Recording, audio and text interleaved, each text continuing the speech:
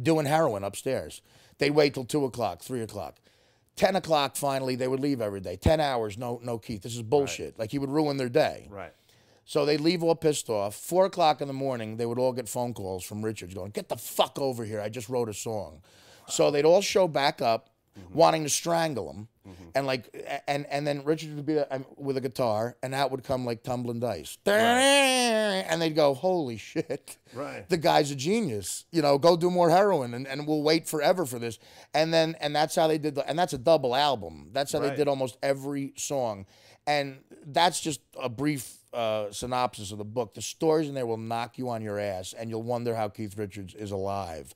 But that's what he did. In a passive-aggressive way, he got Jagger back. But instead of killing him or throwing him out of the band, they needed him because he wrote insane music. Also, you know, there's a spectrum. Like when someone fucks your wife, you know, if it's your brother, you're really pissed. Right. If it's Julio Iglesias, you're like, all right, I could see that. You know, if it's Mick Jagger, somewhere in the spectrum between, you know, power forward in the NBA and, you know, handicapped guy, like, you know, power forward in the NBA. And that's great. And a guy with a golf ball sized tumor in the spine of his neck. You know what I mean? Like somewhere in there, I feel like Jagger lands on the happy side of that. Yeah. Like, it's kind of he's willowy. He's sort of. It's almost a lesbian encounter. He's willowy. He was probably high and fucked so many people that he doesn't even remember. Well, the book claims that Jagger fucked everybody. The book claims. Someone in the book says he fucked everyone except Charlie Watts' wife. Like, that's the one chick he stayed away from. But Jagger wasn't a drug guy. Of course, he did drugs, but his addiction was pussy and fame. Right. Richards is more of a bohemian. He's like, I just want to be an artist and hang out, you know. Right. But it's an amazing. Well, give it out. Give the name out one more time so people can read it.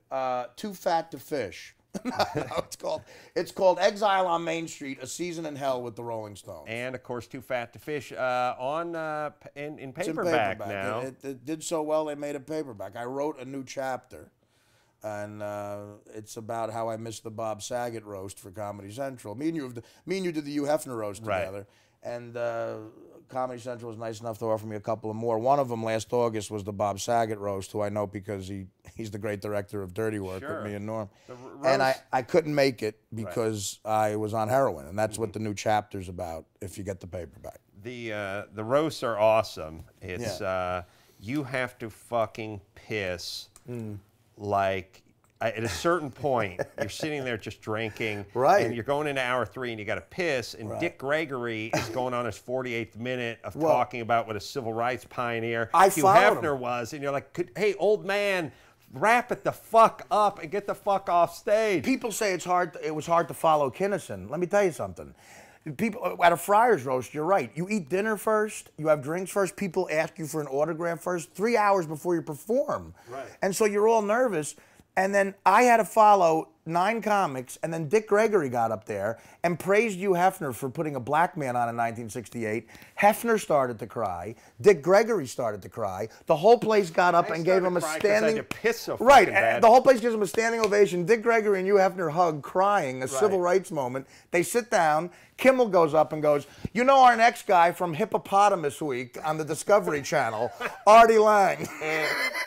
So it's like, that's hard to follow, man. Yeah, it's always the roasts are always great because they go before I say anything about Suzanne Summers, let me do 20 minutes on how Kimmel loves to butt fuck Carolla. Right, exactly. That's how.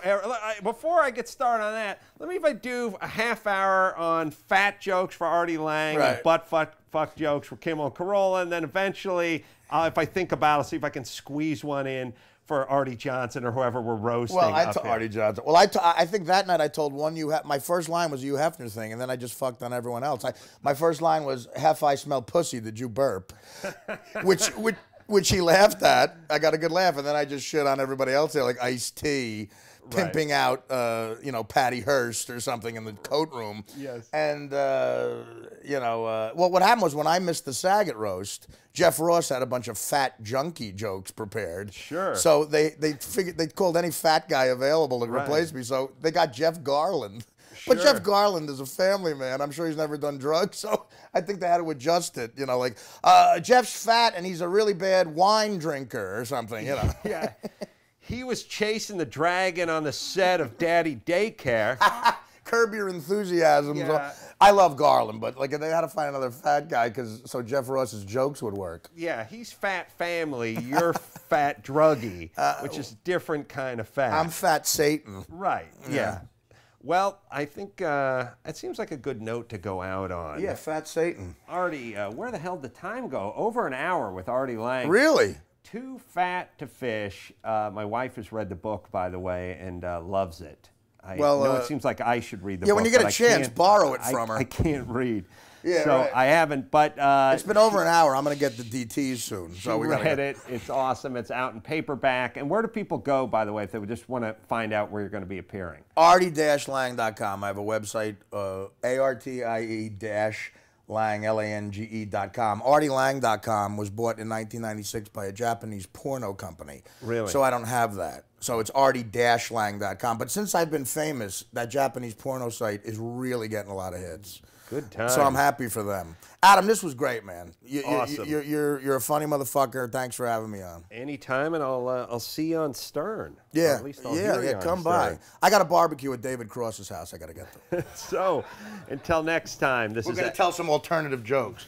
Yeah. He's going to throw like a tofuti Birkenstock on the grill and have it fall right through. We're going to watch him in Men in Black 3 while he tells jokes about 18th century Russian poets. Staring at a steno pad. Right. Artie Lange, everyone. Until next time, this is Adam Carolla for Artie Lange, my good buddy Louise, saying mahalo.